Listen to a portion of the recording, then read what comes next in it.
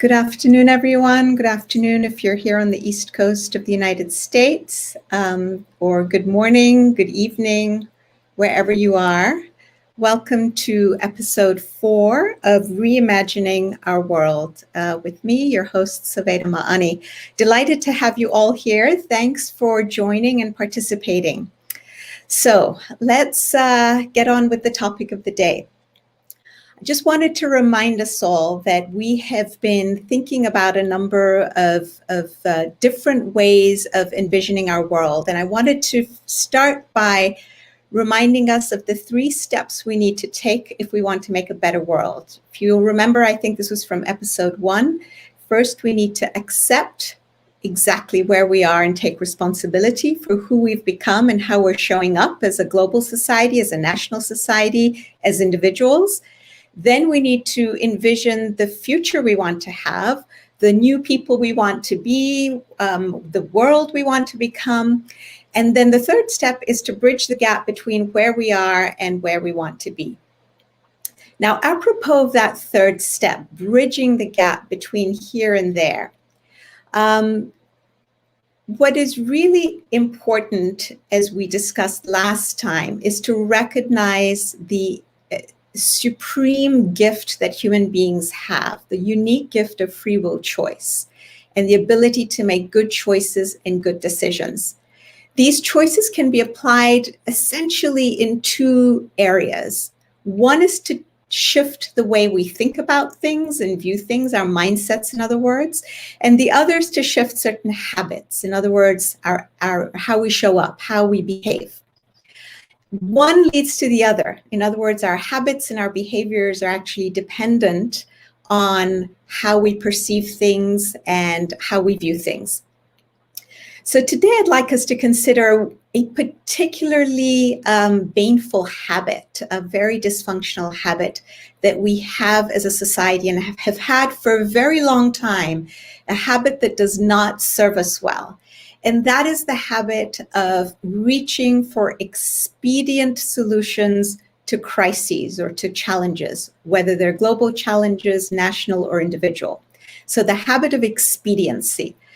And this is a knee-jerk habit we have. And before we go any further, I think it's important to define exactly what it is we're talking about so we're on the same page, because different people may have slightly different definitions of the word expediency. So this is what I mean when I talk about it and for purposes of the conversation today. So expediency essentially has 3 key features. The first feature is that it entails a reactive response to a crisis, a challenge, or a situation. In other words, we don't stop and think proactively ahead in a calm way. We're responding to the crisis of the moment. We are putting out the fire of the day. And we're so eager to put the fire out that we don't think about long-term consequences. And most importantly, we put the fire out, but we allow the embers to continue to burn. And they're just waiting for the next gust of wind, the right circumstances to come along, basically, and start this fire all over again. So that's the first feature of expediency. The second feature of expediency is that when we reach for expedient solutions, we look at short-term solutions. We're never really thinking long-term. So we're just thinking whether it's a day ahead, a month ahead, 3 months ahead, and that's all we're concerned about. And the third feature of expediency is that we craft solutions based on very narrowly conceived self-interest, whether it's the interest of my neighborhood, my locality, my nation, which expresses itself in the form of often a rabid nationalism, or my ethnic group or my racial group, whatever the story is, we conceive our interests in very narrow terms. Now, expediency is a habit that we see play out both in our individual lives and in our societal lives. So let's take a couple of simple examples to hammer home the point. So in our individual lives, I don't know about you, but I remember when I was a little younger going through a period where a lot of my friends were getting married. And it was funny to observe this phenomenon that was fairly ubiquitous. People would be eating junk food, not taking care of their diets, not taking care of their health. And as soon as there was a wedding on the calendar, it was like, oh my gosh, I have to be able to get into the wedding dress, or I have to be able to get into the wedding tux. And so they would go on a crash diet, right? Short term. Reacting to this new situation, to this date on the calendar that says wedding, and thinking very short term and in a very narrow self-interest. So that's an example. Another example that all of us, I think, or many of us have experienced and witness our children, our young people experiencing, is that of cramming for exams, right? So you spend the year or the semester goofing off, watching Netflix, going to parties, hanging out with friends, having interesting conversations till 3 a.m. And then whoops, it's exam week. And all of a sudden you realize I have all of this material that I need to master before I sit the exam. And so we start cramming. Now, again, that's a reactive approach, and it's very based on very short-term thinking, because if the objective is to learn and to really absorb information in a way that enables us over the long term to apply it, then we're defeating the purpose, just as we're defeating the purpose with the crash diet of really ensuring that our bodies are healthy for the long term and able to serve us in our purpose in life, right? So these are two examples in the individual sphere. Now let's look at the societal sphere. So one example that jumps to mind is that of consumption. We're all in the habit of shopping and consuming, and we have all the lights on and we have all these gadgets and we use a lot of electricity. And we buy a lot of clothes and things and go on vacations. We like to travel long distances for those who are able as often as possible. And we're not thinking about our carbon footprint, and we're not thinking about the sustainability necessarily of our actions. And that has resulted, that's been a very short-term thinking based on my self-interest, very narrowly conceived, or my nation's self-interest because I want to get ahead and we want to become an economically strong nation. And it's very reactive. So that's a good example of an expedient approach in life that causes untold problems over the long term. Another example that has just come to mind is during this COVID time, that of getting together, right, with other people, especially during the holidays. So we think, well, gosh, it's my child's 21st birthday. It's a once in a lifetime event. What harm can they be if I have a party and invite, 50 of their closest friends? Well, I know in our neighborhood, this has happened quite a bit, and all of these events have become super spreader events for COVID. Again, these are decisions made on very narrowly conceived self-interest, thinking very short term, and reacting to the moment, the birthday or the Thanksgiving event or the event to celebrate Hanukkah or Christmas or whatever the holiday is, without thinking of the impact on all of society and the impact long term. Okay, now so we've defined expediency, right, with these 3 features. Now, what happens when we apply expedient solutions? There are 3 very deleterious, unfortunate consequences that tend to flow from this habit, this dysfunctional habit of expediency. The first consequence is that we generally never solve any of our problems at root. We basically end up, as I said before, dousing the flames of the fire, but the embers continue to burn, and we pay no attention to them because we're busy, we're rushing off to put the next fire out.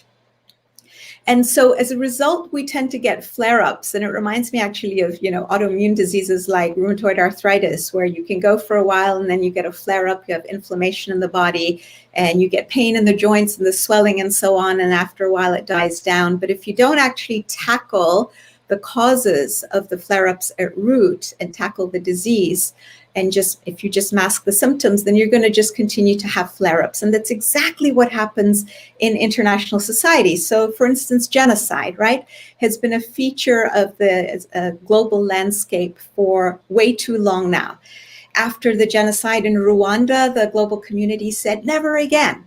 And we said the same after the genocide in Bosnia. And then Darfur happened. And then we've had the situation in Syria, and yet we seem to have been unable to actually get to the root of the genocide and figure out effective ways of tackling this problem and this disease in the international community once and for all. And later we can talk about ways, including the creation of institutions of global governance and collective decision-making and enforcement institutions to tackle these problems, for instance, as a mechanism. Another problem that has come up again and again that we haven't solved at root is the problem of illegal secret nuclear weapons programs, right? We've seen this happen over and over again. We've had problems with Iran that continue apace, problems with North Korea's illegal nuclear program. We had one in Libya, we've had one in Syria. And we just see all of these programs continuing to pop up and proliferate because, again, we haven't been able to come up with a mechanism to tackle once and for all this other disease, societal disease that we have that actually threatens our very existence and well-being, although we're so numb to it now that many of us never even consider that we have tremendous threats of nuclear war hanging over our heads, given the number of nuclear weapons and the behavior of various nations. All right, so that is the first consequence of taking an expedient approach to solving problems. The second is that the solutions that we craft often actually not only don't solve the original problem at root and make us subject to flare-ups, but they sow the seed of the very next disaster. So, an example that comes to mind is Afghanistan. So when the Soviets occupied Afghanistan, the global community was very keen to get them out, as was the West. And so the thinking was, we just want to get them out. That was the short-term goal. And so we armed the Mujahideen and we trained them and sent them into Afghanistan to dislodge the Soviets. We were very successful in that short-term goal. However, what ended up happening is that those very Mujahideen became the Taliban of the future and spawned a whole new problem, which we have spent 2 decades trying to resolve and are still mired in it. And of course, the country of Afghanistan itself and the Afghani people have suffered enormously as a result. There are many other examples, but let's just leave it at that. Now, the third consequence that flows is that the solutions we craft tend to undermine each other because they're not congruent. So, for example, as an international community, we want to stand together to eliminate the threat of terrorism. And at the same time, we also want to stand together to uphold human rights. Now, unfortunately, very often what ends up happening or has happened in the past is that a country will, in the name of gaining the support of another country against terrorism, be willing to turn a blind eye to human rights abuses conducted by that country. Or in the name of trying to get access to energy resources, a country will do the same.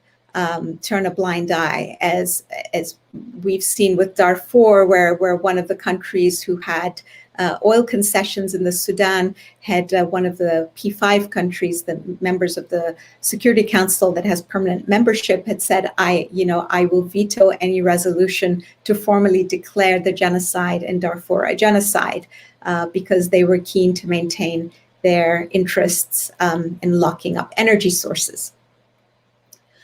All right, I want to wrap this portion up with an example that actually illustrates expediency with all of its features and all of its unfortunate consequences. So the government of Ecuador not too long ago decided, because its people were in tremendous poverty and didn't have access to energy resources, that it was going to try to build a dam in order to create electricity to support its people and to pull them out of poverty. It was a very laudable goal.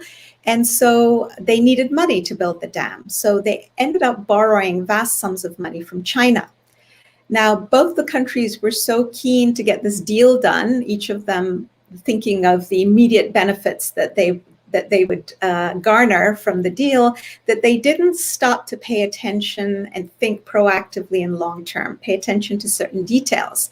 In particular, a very critical detail, that the location of this dam was just below a volcano. So they went ahead and built the dam, and unsurprisingly, within 2 years, 7,000 cracks had already appeared in the machinery of this dam. As a result, a lot of mud and silt and trees and bushes ended up in the reservoir, which made it ineffective. So here's the government of Ecuador left in a position of not having satisfied its original goal, short-term goal of lifting its people out of poverty, and found itself unable to repay the debt to China, which resulted in the fact that it is now in the position actually of having to pay 80% of the proceeds of its biggest export, which is oil, to China. So it's ended up poorer, worse off, and not having achieved the goal of either providing electricity to its people or pulling them out of poverty in the way it had hoped. So this, to me, kind of is an example, is an illustration that really sums up this whole concept of expediency. Now, the coronavirus pandemic is forcing humanity. You can think of it as forcing, but also affording us an amazing opportunity to learn a really important lesson regarding this dysfunctional habit of expediency. First of all, it's forcing us to look at this habit, stare it in the face, and look at the consequences. The lesson that we are learning is that there are certain laws that govern our social reality. Just as there are laws that govern our physical reality, like the law of gravity, so too there are laws or principles that govern our social reality. This is a really important point. And just as we ignore the laws of physics at our peril, so too we ignore the laws of social reality at our peril. What do I mean? If you wanted to build an airplane, you wouldn't want to ignore the law of gravity, because it would end up in disaster. First of all, you wouldn't have a flying plane, and if it took off briefly, it would end up in a crash or a disaster.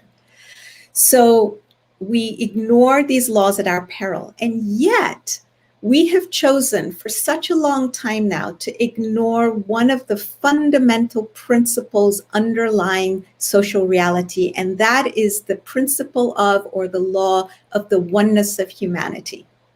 We have insisted on building institutions, social, economic, political, environmental, religious, based on principles that don't take into account this principle of oneness. Is it any wonder then that we are finding that our institutions are collapsing and unraveling around us with bewildering rapidity? On the one hand, we're surprised, but when we actually delve in and look at what's going on, there is actually no cause for surprise. It's a wonder that it hasn't unraveled more completely sooner. In fact, there's a wonderful quote from Montesquieu that says, "The deterioration of government begins almost always by the decay of its principles." I love that quote because it is so true. All right. So the question then becomes, is there an alternative habit that we can adopt to replace the habit of expediency, which is just so deeply ingrained in us? And as we know with habits, it's so hard to let go of them. And we also know with habits, just letting go of a habit isn't sufficient because we just create a vacuum and then another bad habit can come and take its place. So what we want to do is to replace it with a constructive, empowering habit. So what might that be? And I propose that the habit we want to replace the habit of expediency with is the habit of a principled approach to solving global challenges and societal challenges of all kinds, including national and local challenges. So what do I mean when I say a principled approach to solving problems? What does that, how do we define that? How do we describe that? There are 3 steps that are involved. The first is that society needs to, if we're talking about global society, then the community of nations. If we're talking about national society, then the members of a nation or the members of government need to identify a set of organizing foundational principles that they can all agree on. The idea of the importance of doing this has become talked about increasingly over the last few years. So it started actually with a statement crafted by the governing body of the Baha'i community in 1985 in a document released called The Promise of World Peace. And in it, that governing body called on leaders of nations to identify the principles involved when attempting to solve problems, to identify principles first, and then to apply them methodically to solving those problems.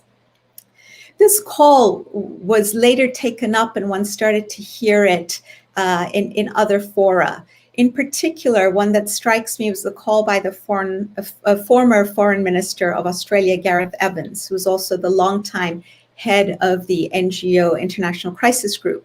And he, I remember, also talked a couple of times about the fact that after his long experience in government at all levels, he had concluded that the only effective way to tackle any challenge was to identify the principles involved and then apply them. And then he went on to bemoan the fact that this is not common practice, either at the domestic level of governance or at the national or international levels. We also, you may remember from one of the previous episodes that Kishore Mahbubani, the Singaporean diplomat, talked about humanity being like a ship with 193 cabins. And he talks about the fact that unfortunately, the laws that govern the internal affairs of some of these cabins, each cabin representing a different nation, are dangerous to the welfare of the ship as a whole and threaten to sink it.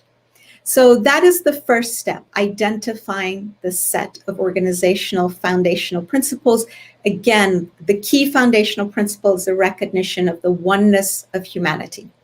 The second feature of a principled approach to solving global challenges is to take these principles and apply them systematically and methodically to solving any problem, and to do this proactively. And this is what gets us to really the proactive question that we were talking about. There's a lovely quotation from one of the great peacemakers of our time, which I'd like to read to you. He says, "Look ye not upon the present, fix your gaze upon the times to come. In the beginning, how small is the seed, yet in the end, it is a mighty tree. Look ye not upon the seed, look ye upon the tree and its blossoms and its leaves and its fruits." So this is part of a new culture that we need to start training ourselves to have, which is that of looking ahead and seeing the end in the beginning, looking at the consequences of our behaviors and our actions. And the last feature of a principled approach to solving global challenges is to apply these principles, having identified them, in an uncompromising fashion. Now, there are a couple of quotes that I'd like to share with you. One is from John Maxwell, who's an American author and coach. He says, policies are many, principles are few. Policies will change, principles never do. Victor Hugo also had the famous saying in which he says, let go of the leaves of the tree, but cling onto the roots being the principles, because those should be eternal, but the rules and the laws change in accordance with the needs of the time. And the last quotation is from Abraham Lincoln. He says, important principles may and must be inflexible. So again, it's this idea of being uncompromising in the application of principle. If we do that, then we can rest fairly assured that we will be able to tackle whatever global challenges before us, including the coronavirus pandemic, including the economic recession, including the scourge of institutional racism, that really the answers to that particular question, again, so deeply embedded in the recognition of the oneness of humanity, in the idea that as human beings, the soul, the thing that animates us, has no gender, has no race. And if we truly understood that, our behavior would be very, very different. Okay, so those are my reflections for the day on reimagining the world with this new habit. If there are any questions, I'd be happy to try to field them.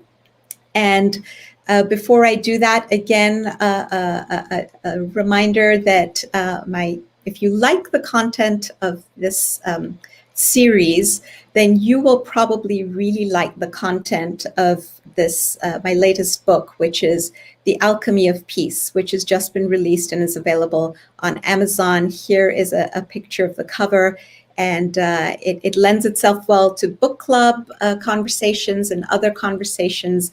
And some of the material I've been discussing is also in there. So you have it all in one place. All right, I will look now at the comments page. If there are any questions or comments, feel free to jump in. Thank you, Mo, for ordering the book. I appreciate it. Please share it with your friends.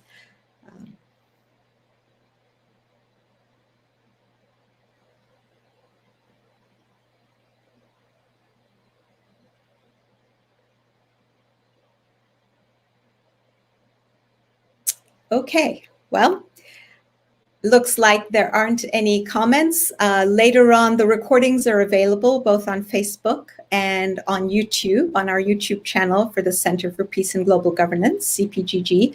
So feel free to add comments there when you view the program or something occurs to you, so that we can start a community conversation on these topics. It's been a pleasure, again, to be with you all. Thank you so much. And I hope you will join me next Saturday at the same time, 4 p.m. Eastern Time, for episode 5. All right, bye-bye for now.